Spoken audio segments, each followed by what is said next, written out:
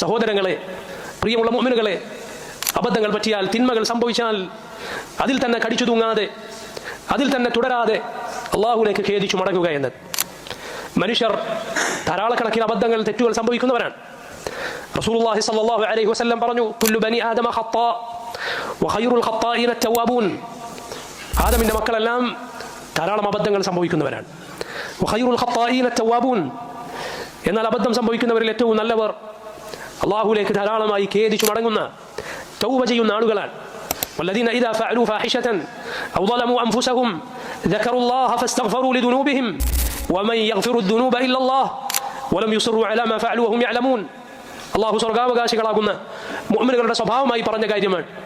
അവർക്കൊരു അബദ്ധം സംഭവിച്ചാൽ, അവരൊരു മ്ലേച്ഛമായ കാര്യം ചെയ്തു പോയാൽ, അവരവരോട് തന്നെ അക്രമം പ്രവർത്തിച്ചാൽ, അഥവാ തിന്മകൾ ചെയ്താൽ, ദക്കറുല്ലാഹ്, അള്ളാഹുവിനെ ഓർക്കും, ഫസ്തഗ്ഫറൂ ലിദുനൂബിഹിം, അവരുടെ പാപങ്ങൾക്ക് പാപമോചനം തേടും, വമൻ യഗ്ഫിറു ദുനൂബ ഇല്ലല്ലാഹ്, പാപങ്ങൾ പൊറുക്കാൻ അള്ളാഹു അല്ലാതെ മറ്റാരുണ്ട്, വലം യുസിറൂ അലാ മാ ഫഅലൂ വഹും യഅലമൂൻ, അറിഞ്ഞുകൊണ്ട് ചെയ്തു പോയ അബദ്ധത്തിൽ, സംഭവിച്ചു പോയ തിന്മയിൽ അവർ അതിൽ തന്നെ ഉറച്ച്, അതിൽ തന്നെ തുടർന്നു പോവുകയില്ല. അതുകൊണ്ട് തിരുത്തുകയും റബ്ബിലേക്ക് ഖേദിച്ചു മടങ്ങുകയും, തൗബയുടെ വാതിലുകൾ അടക്കപ്പെടുന്നതിന് മുൻപ്, റൂഹ് തൊണ്ടക്കുഴിയിലെത്തുന്നതിന് മുൻപ്, സൂര്യൻ പടിഞ്ഞാറ് ഉദിക്കുന്നതിന് മുൻപ് അള്ളാഹുവിലേക്ക് ഖേദിച്ചു മടങ്ങുകയും അവനോട് പാപമോചനം തേടുകയും ചെയ്യേണ്ടതുണ്ട്.